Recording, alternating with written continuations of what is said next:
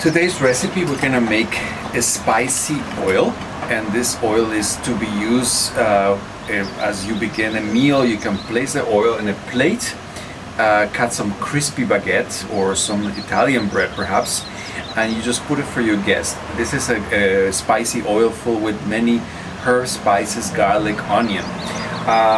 As I repeat again, I find a jar. This was a white wine jar, and I hate to throw things away because I mean they can have a second life, has a very good screw top.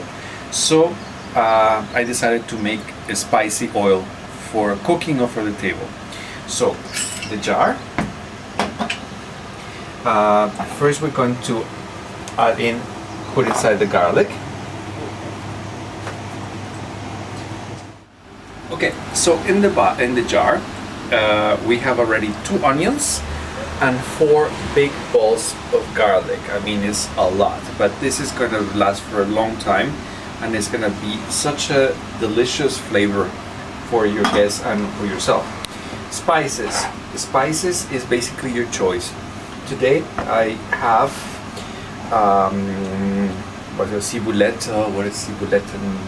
chives. Sorry. I have basilikum. I have oregano. I have paprika. I have herbes de Provence. I have some black pepper and salt, about 1 tablespoon of salt. So we're gonna use one of these things in order not to make a big mess.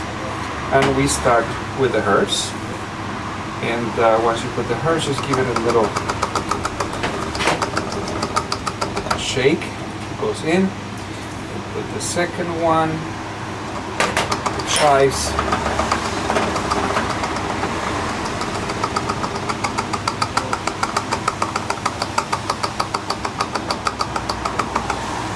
And then we're going to put the herbe de Provence.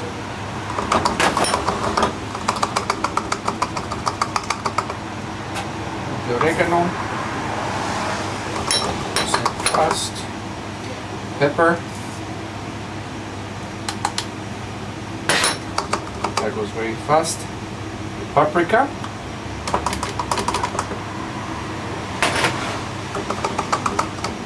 And the last always is the salt. The salt, we're trying to put it on the top, so by the time it gets to the base, it's already, look how pretty it looks in layers. Okay, so once everything is inside, we're going to put the vegetable oil. And I have sunflower oil here, but of course you can use any oil of your choice. Some people use olive oil also, there's nothing wrong with that. It's just olive oil has a very strong flavor of itself, so it's just your personal taste, your choice of herbs, and choice of oil is your decision. Once everything is in, it's gonna take a little while to sink into the base, so we're gonna give it a little bit of help.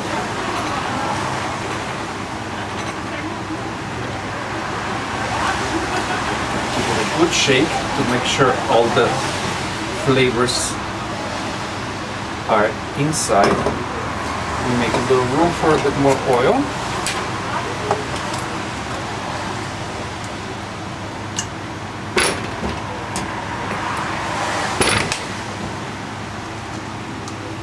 We're going to cover it and give it a very good shake. Okay, here's the finished product. It's absolutely beautiful, and it's so charged with so many good things inside. And of course, all the spices, the garlic, the onion, everything is healthy and good for you. Now, it keeps months. You can keep it for a very long time, a year if you have to, but please never leave it on the windowsill where the sun is gonna hit it or bright lights. The oil, unfortunately, we had to put it underneath a shelf, so it doesn't have direct light. Well, if it has direct light or sunlight on the oil in a few months is going to go rancid, and then you have to throw it away. Okay, so you put a plate with some pieces of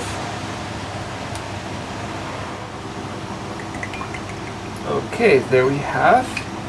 You put in the base of a plate and you leave it in a couple of places, and your guests, as they're waiting for the meal to be served, they can try this. With the bread, it's absolutely delicious. Bon appétit.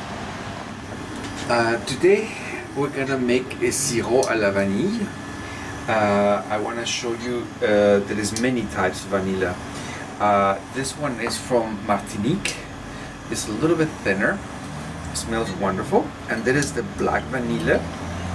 This is from Madagascar. You see the difference? This is so much thicker. It's so plump and has a much like cushiony texture. The vanilla, we're going to